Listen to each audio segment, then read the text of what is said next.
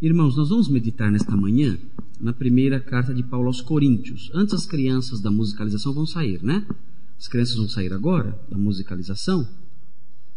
E nós vamos dar continuidade ao texto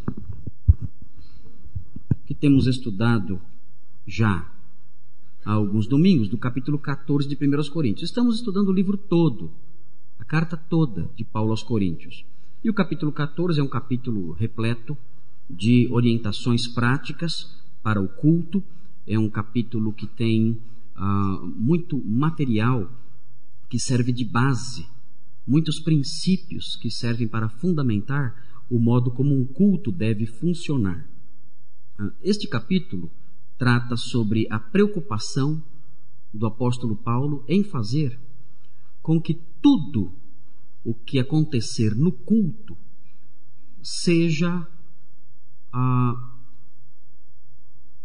gerador, originador de edificação para os crentes. O apóstolo Paulo mostra que mesmo coisas boas, se forem realizadas no culto, mas não produzirem edificação para a igreja, essas coisas devem ser evitadas. O apóstolo Paulo não proíbe apenas o que é errado no culto. Ele vai além disso. Diante do capítulo 14, nós aprendemos que mesmo coisas certas, se não forem feitas para edificação, se não promoverem a edificação, essas coisas não devem ser feitas. O exemplo que ele dá é o exemplo clássico aqui, o exemplo dominante aqui, é o dom de línguas. Nós já falamos que esse texto não fala nada sobre se o dom de línguas existe ou não existe. Nós temos a nossa própria posição teológica acerca disso. Mas esse texto não foi escrito para dizer se o dom ainda existe ou se o dom não existe. Esse texto foi escrito para ensinar que o que deve ser feito na igreja são coisas que edificam. E ele fala que o dom de línguas, se referindo a um problema que havia em Corinto, um dom que era comum em Corinto, ele fala que mesmo o dom de línguas, que era um dom sobrenatural, dado por Deus, uma capacitação milagrosa, extraordinária, ele diz que mesmo isso, se não promovesse a edificação dos crentes, esse dom deveria ser evitado. Tanto que ele enfatiza, veremos hoje, é necessário que haja intérprete, se houver esse dom. Porque do contrário, a igreja não será edificada. E se a igreja não for edificada, a pessoa que fala deve se calar. O apóstolo Paulo, de modo indireto, também fala isso sobre o dom de profecia. Ele fala que a profecia é superior às línguas, porque através da profecia existe edificação. E com isso o apóstolo Paulo mostra como era a profecia naqueles dias. A profecia naqueles dias era ensino. A profecia naqueles dias era consolo. A profecia naqueles dias era uma palavra dada por Deus aos profetas, uma revelação especial dada por Deus aos profetas da igreja. E essa profecia, essa mensagem que o profeta proferia, dada sobrenaturalmente por Deus, por intermédio da atividade de inspiração, por assim dizer, no sentido um pouco diferente da inspiração bíblica, essa revelação dada aos homens da igreja fazia com que a igreja fosse edificada, porque ela aprendia com isso. Ela era consolada com isso. Ela era corrigida com isso. Assim era a profecia. Não era o que nós vemos hoje em dia, algumas pessoas dizendo que é profecia, quando ficam tentando adivinhar a vida dos outros. Hoje em dia a profecia virou isso. Alguém tenta adivinhar alguma coisa que está acontecendo com alguém em algum banco do auditório. Isso não é profecia, isso aí é invenção. A profecia bíblica, o que nós vemos na palavra de Deus, era essa capacitação extraordinária que Deus dava a alguns homens, chamados profetas. E eles traziam a palavra de Deus, e aquilo fazia a igreja aprender, ser edificada. Se não fosse assim, a profecia também não teria o menor sentido. No texto que está diante de nós, são os versículos 26 a 40, esse texto, 1 Coríntios 14, 26 a 40. Nós não vamos ler o texto inteiro aqui, nós vamos comentando o texto na medida em que formos caminhando no nosso comentário. Esse texto mostra princípios práticos relativos ao uso desses dons. E a partir desses princípios práticos, nós temos aí uma mensagem central, uma lição principal que Paulo quis transmitir. E aí vem a prática. Prestem atenção nisso, porque ainda que nós não creiamos na existência atual do dom de línguas, e as razões disso eu já dei no sermão passado, e ainda que nós não creiamos na existência de profetas no sentido em que eles existiam no primeiro século, no Novo Testamento, e as razões disso também já dei na semana passada, nós não vamos entrar nisso novamente. Existem princípios nesse texto que são válidos para todas as épocas. Existem lições principais, basilares, que devem ser adotadas por todas as igrejas em todos os tempos. E nós temos aqui: a prática do culto cristão deve sujeitar-se a critérios que estão acima dos anseios pessoais dos adoradores. O que significa isso? Isso significa que o culto cristão, ainda que seja um culto livre, ele não é livre ao ponto de cada um fazer o que quer, na hora que quer, como quer, do jeito que quer. Não é assim. É muito curioso quando nós encontramos alguns modelos litúrgicos, se é que podemos chamar assim, em que a ordem do culto é a desordem. Essa é a ordem. A ordem é a desordem, sob a alegação de que onde há o Espírito do Senhor há liberdade. E se há liberdade, então eu faço o que eu quero, na hora que eu quero, do jeito que eu quero, como eu sentir no meu coração. Isso é bonito. Esse discurso é lindo e parece ter algo de espiritual. Mas esse discurso, na verdade, é um discurso carnal. Porque a Bíblia mostra que quem determina, quem rege a forma como um culto deve se processar não sou eu, nem os meus anseios, nem os meus desejos, nem o meu jeito de ser, nem as minhas expectativas pessoais. Não sou eu que invento isso. O culto não é para mim. Eu não sou o alvo do culto. Eu não sou o centro do culto. O culto não gira em torno do homem. O culto é para Deus. O culto é de Deus. A igreja pertence a Deus. A igreja serve a Deus. De modo que o único que pode determinar como o culto deve se processar é Deus, e Ele só. Hoje em dia existe um humanismo evangélico, em que tudo gira em torno do indivíduo, do homem, da pessoa. E se o indivíduo vai numa igreja e ele não se sentiu, olha como é a coisa, eu tenho que me sentir satisfeito. O culto tem que realizar as minhas expectativas. Se eu vou a um culto e eu não sou servido, cultuado, eu não gosto daquele culto. O culto tem que ser do meu jeito. Eu conversei com um jovem, isso há muitos anos atrás, num culto ao ar livre, quando eu viajei há muitos anos atrás com um grupo musical pelo Brasil, e nós fomos tocar numa concha acústica na cidade de Vitória, do Espírito Santo. Havia uma concha acústica e nós fomos nos apresentar lá. E eu me lembro que, durante a apresentação, claro, pessoas de várias igrejas, de várias denominações, centenas, milhares de pessoas ocuparam ali o local. E depois do culto, fiz amizade com várias pessoas, conversei com várias pessoas, e um jovem disse para mim que ele ia numa igreja e ele gostava muito de ir lá, porque lá ele fazia o que ele queria durante o culto. Ele dizia: olha, lá na minha igreja eu gosto, eu saí da outra igreja que eu estava, estou numa agora, que é uma bênção, porque durante o culto eu faço o que eu quero. Se na hora o Espírito toca em mim, eu quero dançar, eu levanto e começo a dançar.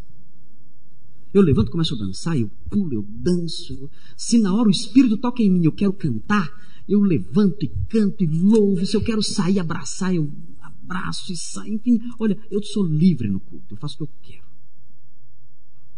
Esse para ele era o culto cristão.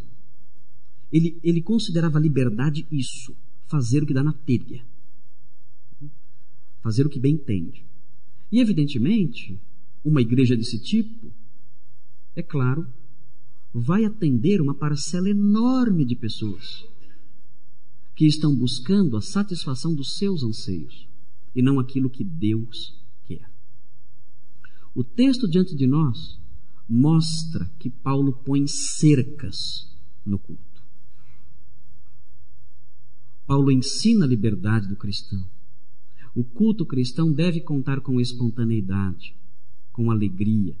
As pessoas devem participar do culto. Esse é um grande dilema para mim. Eu quero encontrar um caminho em que os irmãos da igreja participem mais do culto. É claro, não dá para todo mundo pregar ao mesmo tempo. O pastor está pregando, todo mundo pregando também, não dá.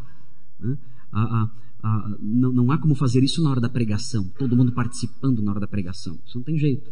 Mas há outros momentos do culto em que é possível uma participação maior. Quando nós fazemos a leitura bíblica, quando nós cantamos, quando nós oramos, é possível envolver mais as pessoas, mas eu acho que ainda é muito pouco. Eu acho que é necessário criar possibilidades dos irmãos da igreja, durante o culto, se expressarem mais, participarem mais, atuarem mais, se fazerem mais presentes, aparecerem mais durante o culto, mas eu não consigo encontrar o caminho disso, mesmo porque muitos irmãos da nossa igreja são um pouquinho tímidos, né? Mesmo que eu abra, se retraem, não, tem vergonha, né? E não vem. Já vi pastores tentando modificar essa dinâmica, fazendo do sermão um diálogo, em que ele prega e as pessoas interagem com ele, perguntam, falam, comentam, enfim, o sermão caminha como uma aula informal. Eu acho que isso é válido. Na quarta-feira nós fazemos isso. Na quarta-feira é o dia em que nós temos essa interação, participamos, perguntamos, respondemos, enfim, fazemos esse tipo de coisa. E na quarta-feira, eu considero os cultos de quarta-feira um dos momentos mais fortes da nossa igreja. Um dos momentos mais agradáveis da nossa igreja. Porque existe essa comunhão, esse tempo gostoso de bate-papo, de crescimento. Mas existe também, no nosso método, na nossa forma de ensinar nos cultos de manhã e da noite, existe também um princípio filosófico por trás disso. E que princípio é esse? O princípio é o seguinte: esse processo de interação, em que eu converso com os irmãos na quarta-feira, e nós lemos juntos e buscamos respostas, esse processo de interação, ele pressupõe, sob o ponto de vista filosófico, que nós estamos buscando uma verdade que nós ainda não encontramos. E estamos juntos, através da contribuição de cada um, tentando encontrar essa verdade. Em certo sentido, isso bate. Estamos buscando uma verdade, mas não bate totalmente, porque nós já a encontramos também. Então, o sermão tem que refletir isso também. Se eu fizer o tempo todo um modelo de ensino em que haja só interação da gente perguntando um para o outro e conversando com o outro, e o tempo todo um fala, outro fala, daremos a ideia, por trás disso estará a ideia de que nós estamos à busca de algo que nós ainda não sabemos. Quando na verdade não é esse o caso. Nós não estamos à busca, como os gregos, buscando a verdade, filosoficamente falando. Não. Nós já temos a verdade. E quando eu prego do jeito que estou fazendo aqui agora, Eu não estou buscando a verdade e pedindo que os irmãos me ajudem com as suas ideias a encontrá-la. Não. Eu estou partindo do pressuposto de que ela já existe. Eu só estou repetindo para vocês. Então, esse modelo, o modelo de discurso, esse modelo discursivo, tem por trás dele um pressuposto. E que pressuposto é? O pressuposto de que eu já sei a verdade. Que a palavra é a verdade. E eu só estou repetindo para vocês. Não estou buscando a verdade com vocês. E eu quero preservar isso. Na quarta-feira nós interagimos. Mas eu quero preservar também a ideia de que nós já temos a verdade. Nós não estamos à cata dela, tentando achá-la. Nós já a temos. Nós só a repetimos para que ela fique bem gravada na mente de todos. Por isso é difícil abrir o sermão para todo mundo participar. Nós temos que ser leais ao pressuposto de que a verdade já foi encontrada. E isso deve refletir na forma de ensiná-la. Muito bem. Aqui está a mensagem central. A prática do culto cristão deve sujeitar-se a critérios que estão acima dos anseios pessoais dos adoradores. E nós vamos ver quais são os critérios que o apóstolo Paulo estabeleceu para os problemas do seu tempo. Vejam, aí vem.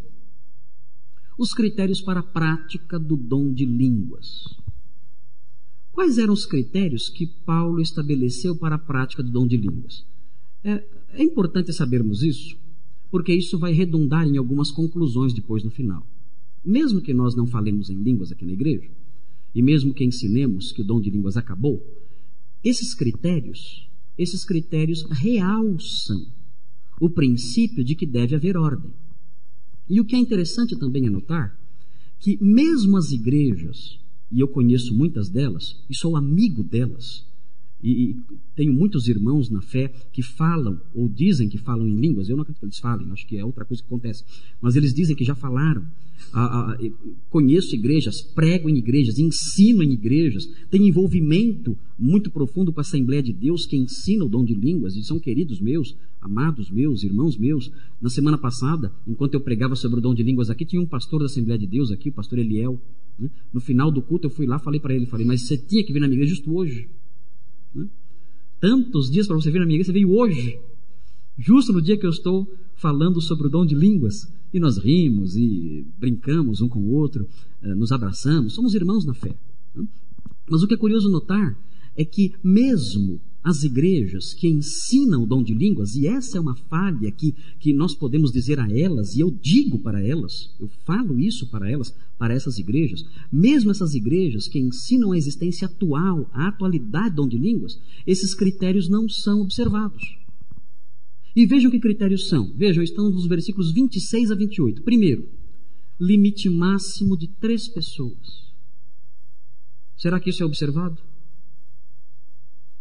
Eu vou em alguns cultos de igrejas carismáticas em que todo mundo fala em línguas ao mesmo tempo. Se tem 200 pessoas, são 200 falando em línguas ao mesmo tempo. Vamos olhar o texto bíblico. Veja o que diz. 14, 26. Diz assim: portanto, o que diremos, irmãos? Quando vocês se reúnem, cada um de vocês tem um salmo, ou uma palavra de instrução, uma revelação, uma palavra em uma língua ou uma interpretação. Tudo seja feito para edificação da igreja. Aqui é o princípio geral. Tudo deve promover a edificação.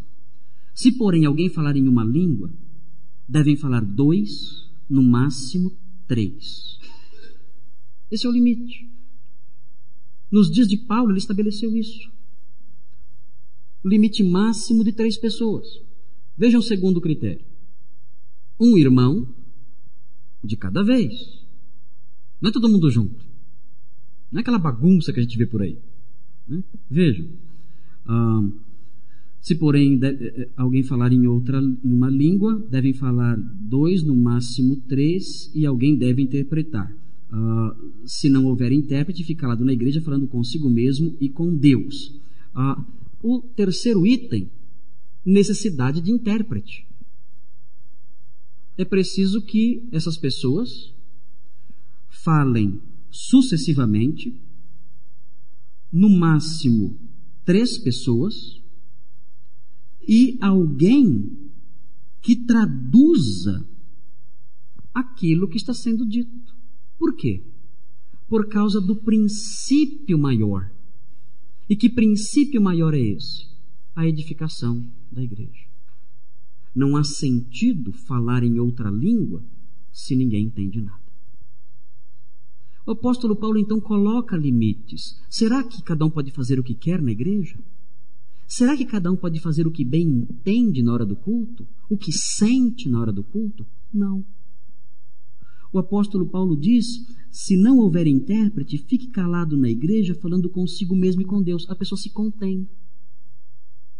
Se não havia intérprete, a pessoa que falava em línguas, ela deveria se conter e ficar em silêncio, orando a Deus. Esse critério é observado? Não. As igrejas que ensinam a existência desse dom hoje, observam isso? Não. O que revela uma visão errada sobre o culto. Uma visão errada sobre liberdade. O pensamento de que liberdade é fazer o que eu quero. Isso não é liberdade. Quem faz o que quer acaba por se escravizar. Vamos ver os outros critérios. Tem um lembretinho aqui. Os abusos não deveriam conduzir à proibição, mas à correção. A falta de ordem não deveria levar a proibir, mas sim corrigir, fazer corretamente. O apóstolo Paulo ensina isso nos versículos 39 e 40. Ele fala, portanto, meus irmãos, busquem com dedicação profetizar e não proíbam o falar em línguas, mas tudo deve ser feito com decência e ordem. Ele não corta, ele não proíbe, mas ele fala, usem o que é bom de modo correto, porque é possível usar o que é bom de modo errado. Nós temos na nossa igreja um período de louvor nos cultos da noite. Algumas vezes, nós abrimos esse período para os irmãos escolherem os hinos que vão cantar. E é bom isso. É bom quando os irmãos, eu quero tal hino, eu quero tal hino, eu quero tal hino. Isso é bom. Essa dinâmica, essa participação. E nós fazemos isso.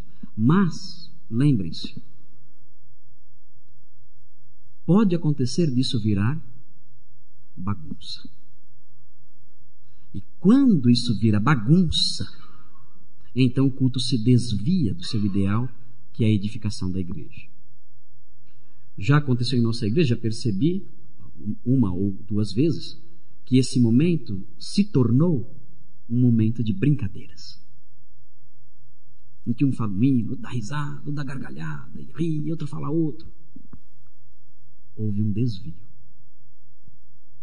Vamos proibir? Não, não vamos proibir. Vamos corrigir. Houve um desvio do objetivo. O objetivo era a edificação. O que aconteceu?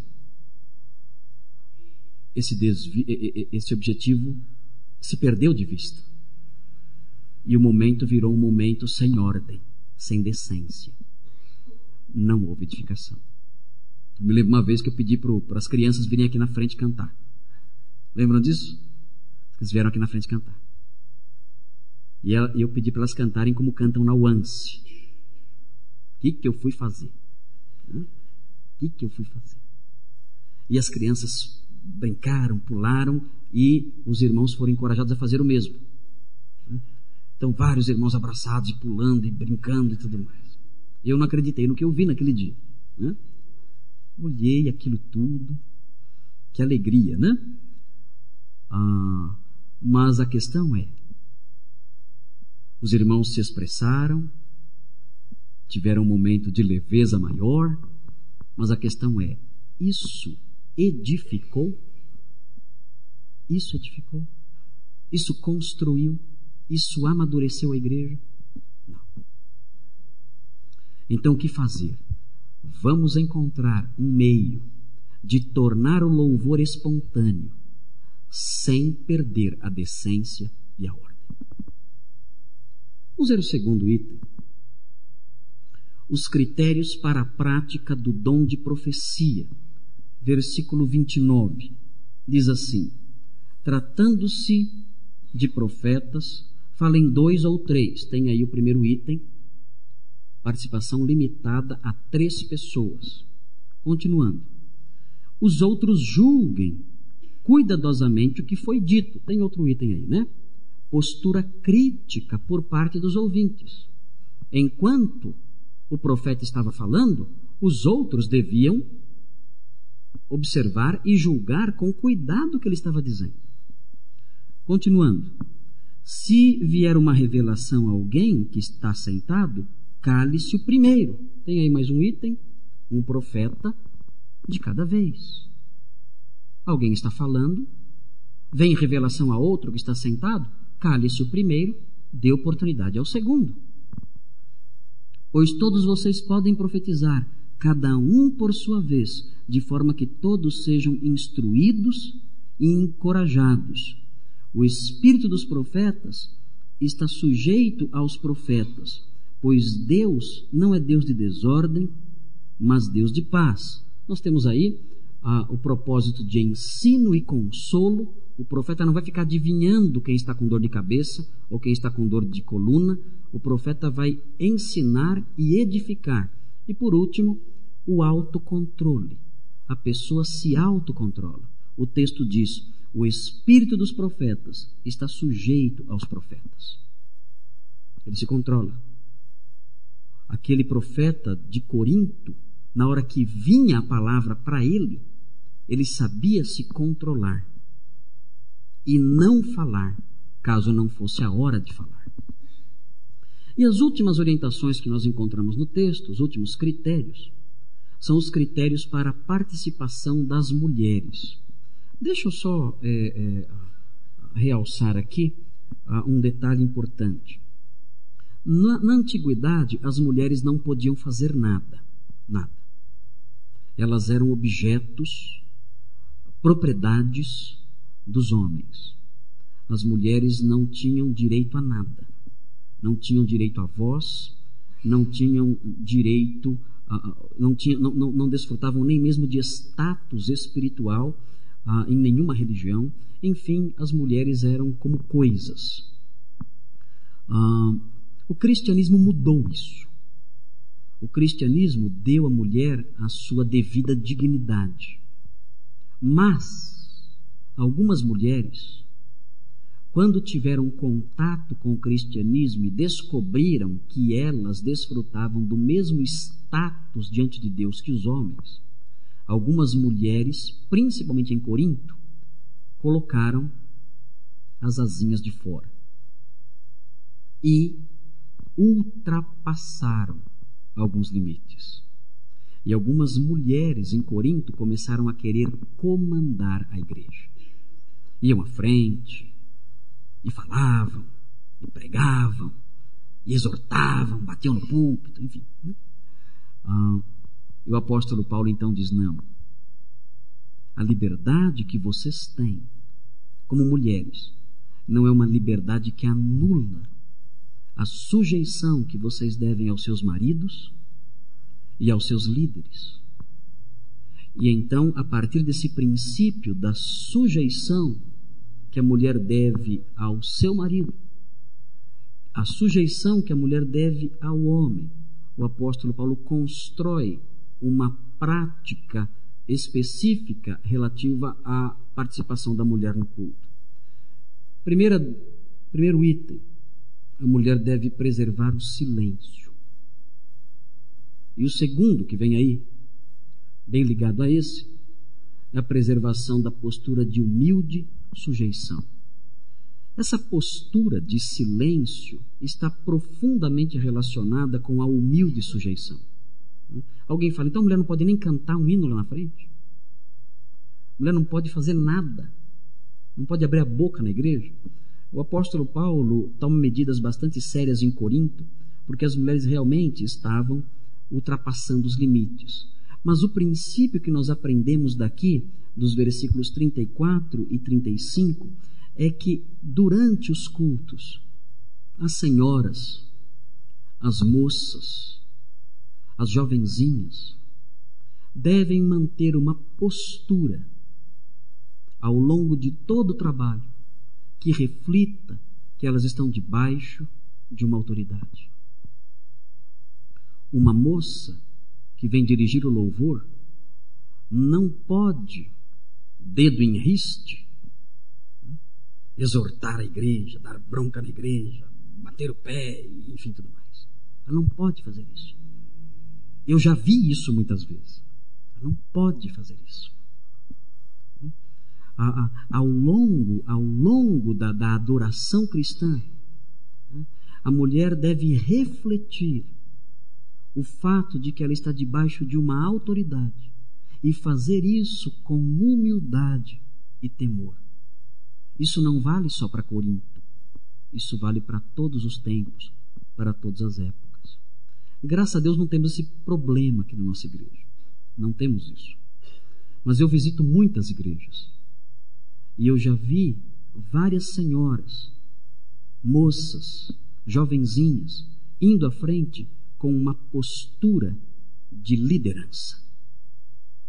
E exortando, e dando bronca na igreja, e dando orientações, e brava, enfim, mostrando assim a sua desarmonia com o princípio de que ela deve se sujeitar. Eu fui a uma igreja onde as mulheres usavam véu uma vez. E uma moça com véu na cabeça, o véu é sinal de sujeição. De acordo com a Bíblia, o véu é sinal de submissão. E a moça com o véu na cabeça exortando a igreja. Irmãos, não podem fazer isso. E o véu na cabeça. Quer dizer, era um paradoxo. Ela tinha um sinal de sujeição, mas não demonstrava sujeição. Para que a igreja se mantenha dentro dos padrões neotestamentários, é necessário que as senhoras da igreja reconheçam o seu lugar de submissão em relação ao marido, em relação à liderança masculina na igreja. Eu sei que esse discurso não é um discurso muito moderno, mas eu não tenho outro. E eu não quero fazer um discurso moderno. Eu não tenho nenhum comprometimento com a modernidade. Meu comprometimento é com a Escritura, ainda que ela não agrade as pessoas. E por último, nós temos aqui algumas conclusões. Diante de todas essas regras, diante de todas essas normas, esses requisitos de como deve funcionar o culto, nós podemos concluir o seguinte. Em primeiro lugar, aí vem. O culto deve ter como alvo a edificação, e isso é impossível onde há desordem. Se houver desordem, não há edificação. Temos que manter a ordem. Temos sim que promover algum tipo de espontaneidade, mas não podemos deixar que haja desordem na igreja. Se houver desordem, ninguém será edificado. Muitas vezes encontro irmãos de outras igrejas que dizem para mim: pastor, estou com um problema sério. Por quê? Eu entro na minha igreja e saio do jeito que entrei. Eu entro, é uma bagunça. É um caos total o culto. Eu não aprendo nada. Eu não consigo refletir sobre a palavra. Eu não consigo nem mesmo orar naquela igreja. Eu entro ali, eu saio até pior do que entrei. E muitas pessoas reclamam disso. O que está acontecendo? As igrejas estão primando pela desordem para atrair pessoas. E com isso, os crentes genuínos não são edificados. Em segundo lugar, todos os crentes, mesmo quando tomados por uma especial plenitude divina, têm perfeito controle sobre suas ações. Não existe isso de, na hora eu não pude me conter. Na hora o Espírito me tomou e eu comecei a dançar e a pular. Isso não existe. De acordo com a Bíblia, isso é mentira. De acordo com a Bíblia, as pessoas, o espírito dos profetas, versículo 32, o espírito dos profetas está sujeito aos próprios profetas. Eles podem se controlar, sim. Eu me lembro que fui numa igreja, eu coloquei até no boletim, que uma moça se levantou e começou a rodopiar. Girando, que nem um helicóptero. E enquanto nós cantávamos o hino, ela de pé, lá na frente, ela estava bem na frente, ela de pé lá na frente, ela girava. E abria os braços e girava, e tudo mais, aquela coisa toda. E eu vi aquilo, eu falei, alguém vai tomar uma atitude, chamar uma viatura, chamar uma ambulância, alguma coisa, tirar essa pessoa daqui. Uma pessoa maluca, está doente essa moça, precisa de ajuda. Né? Mas não, ela continuava fazendo aquilo e as pessoas olhavam com naturalidade. Mais tarde encontrei um moço e compartilhei isso com ele. Ele era da mesma denominação. E eu perguntei: o que é isso que aconteceu com essa moça? Ele disse: olha, isso aí se chama transbordar. Como assim? Transbordar do quê? De irracionalidade? O que é isso? Ele disse: não, isso é o transbordar do Espírito. Então, quando o Espírito vem sobre a pessoa, ela transborda. E aí, então, o que vem, ela faz. E ele disse: uma vez eu vi uma senhora, você falou da moça rodopiando? Eu falei: uma vez eu vi uma senhora de idade, ela veio lá da porta até a frente girando. Quase levantou voo no corredor da igreja. E parou lá na frente. E ele falou assim: olha, eu fiquei com tanto medo que eu pensei, ela vai cair, ela não vai conseguir chegar lá na frente, nesse ritmo, ela não vai conseguir chegar lá na frente. Ele disse que chegou girando lá na frente. E com isso ela demonstrou que ela estava tomada da plenitude divina. Ela não pôde conter, não pôde conter e saiu girando, como o Taz, virou o Taz, virou o Taz, o Taz que gira, demônio da Tasmânia, que sai girando. Aconteceu isso com ela. Eu me lembro que uma vez uma senhora, nós estávamos num retiro, junto com os irmãos da fábrica da Munique. A Silvana deve se lembrar dessa experiência. Nós estávamos lá realizando um culto anual que a Munique realiza um retiro que ela faz. Nós estávamos num sítio em Atibaia, eu fui pregar lá na ocasião, e vêm pessoas, parentes dos funcionários, vêm de várias denominações. E eles participam todos ali. O objetivo é evangelístico, é ensinar as crianças, pregar o evangelho, e passamos o dia todo ali. E havia uma senhora de uma igreja, talvez carismática, pentecostal, não sei. E a senhora se aproximou de mim com os olhos arregalados, aproximou-se de mim e da Silvana, estávamos conversando, ela se aproximou de mim com os olhos arregalados e começou a balbuciar um monte de coisas estranhas. E eu: mas o que ela está dizendo? E ela com os olhos arregalados, balbuciando coisas, assim, meio em estado de êxtase. Aí ficamos ao lado dela, a Silvana tomou-a pela mão ali, segurou-a pelo braço, ficou junto com ela. Ela foi se acalmando e ela disse assim: você está assustada, filha? Não se assuste, não. É que quando o Espírito me toma, eu fico assim.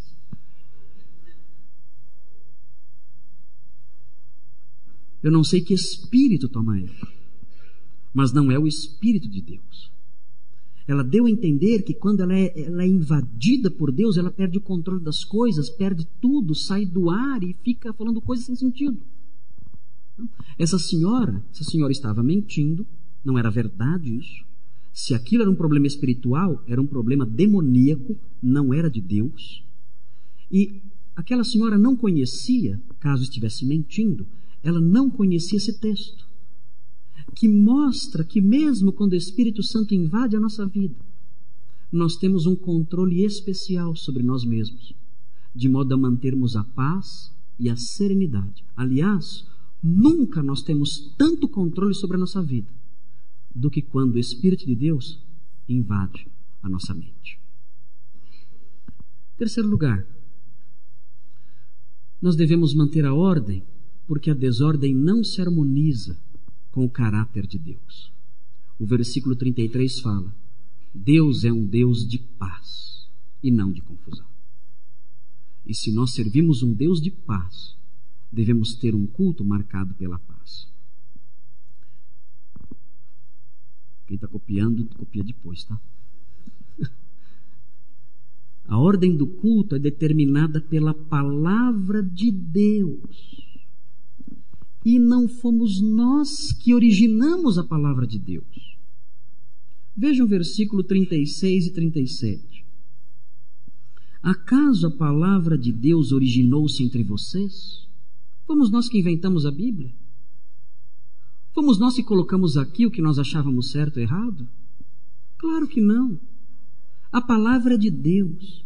São vocês o único povo que ela alcançou? Se alguém pensa que é profeta ou espiritual, Reconheça que o que lhes estou escrevendo é mandamento do Senhor. É a palavra de Deus que estabelece isso. A ordem no culto é Deus quem estabelece, é mandamento do Senhor, não é uma invenção nossa. E esse mandamento de Deus não fomos nós que originamos. Logo, a palavra não é a expressão do que nós achamos, e nem está ela sujeita a nós. Eu não posso olhar para a palavra e dizer, eu acho que é diferente. O que você acha não interessa. A palavra de Deus surgiu fora de nós, antes de nós e além de nós. E o que ela fala é autoridade, ainda que eu pense de modo diferente. E por último, a ordem no culto, ao ser aceita, revela o grau de maturidade da pessoa. Rejeitá-la é tão sério que quem o faz deve ser ignorado. O texto aqui está dizendo que se alguém pensa que é profeta ou espiritual, deve reconhecer que o que Paulo escreveu é mandamento do Senhor. A espiritualidade está nisso. Não está em alguém sair girando ou falando tolices, sílabas sem sentido. A espiritualidade reside no fato de alguém reconhecer que isso aqui, que o que está exposto aqui é mandamento do Senhor. Quando alguém reconhece isso, quando alguém olha para essas coisas, a decência, a ordem, para edificação, essa pessoa que reconhece isso, ela demonstra que ela é espiritual, madura, mesmo sem ter essas manifestações extraordinárias na sua vida. E o texto é severo. Vejam o que Paulo fala. Se ignorar isso, ele mesmo será ignorado. A pessoa que despreza a ordem no culto, ela deve ser desprezada. A pessoa que acha que pode fazer o que bem entende no culto, diz o texto, se afastem dessa pessoa. Ignorem essa pessoa. Não deem ouvidos a essa pessoa. Essa pessoa não é madura espiritualmente. Rejeitar o que a palavra de Deus ensina sobre a ordem no culto é muito sério. E quem faz isso, quem rejeita isso, não deve ter a nossa atenção. Devemos ignorar essa pessoa, nos afastarmos dela. Irmãos, esses são os princípios relacionados à ordem no culto. Nós temos muito que caminhar, temos muito que aprender, temos muito que mudar. Nosso culto tem que manter a ordem, de acordo com o que a palavra de Deus ensina. Se alguém disser não tem que ter, é porque não é espiritual. Não é espiritual. Quem é espiritual reconhece que tem que haver ordem. E nós temos que manter essa ordem dentro de um ambiente em que as pessoas expressem a sua adoração de modo livre, alegre, espontâneo, sem comprometer a ordem, a decência e a edificação do povo. Temos que encontrar um caminho. Temos que encontrar uma fórmula. Os irmãos, se quiserem cooperar comigo, podem me dar sugestões. Pastor, talvez possamos manter a ordem e a participação fazendo isso. Pastor, talvez possamos ter um momento na igreja em que os irmãos possam se expressar dessa forma, com decência, com ordem, para a edificação. Pastor, talvez possamos modificar isto aqui no culto. E nós vamos avaliar tudo isso, buscando juntos um modelo de adoração que preserve a ordem, que promova a edificação e que faça com que os irmãos adorem a Deus com espontaneidade, em espírito e em verdade. Vamos orar. Senhor Deus, obrigado por nossa igreja. O Senhor nos conhece, sabe dos nossos desejos, da nossa busca. O Senhor conhece as nossas limitações, as nossas falhas, os nossos erros. E nós queremos corrigir essas coisas, porque sabemos que não somos uma igreja perfeita. Sabemos que não somos a igreja ideal. Sabemos que não somos a melhor igreja, a igreja que melhor reflete o que a sua palavra ensina. Nós sabemos disso. Mas nós não queremos apenas saber isso. Nós queremos detectar os nossos erros e queremos solucioná-los. Queremos modificá-los, mantendo a Deus aqui dentro um ambiente ordeiro, um ambiente decente, mas ao mesmo tempo um ambiente alegre, um ambiente em que cada adorador se expresse de tal modo que haja edificação em toda a igreja, e a sua igreja alegre, edificada, vibrante, amadurecendo, caminhe dentro da sua palavra, dentro dos limites de ordem e de decência por ela impostos, que essa igreja caminhe rumo ao ideal de uma igreja mais bíblica no seu funcionamento, mais bíblica na sua adoração, mais bíblica no seu culto. Ajuda-nos nisso, mostra o seu querer, mostra o que o Senhor tem para nós. E acima de tudo, ó Deus, esteja sempre presente nos nossos cultos, mesmo que imperfeitos, mesmo que às vezes distantes do seu ideal.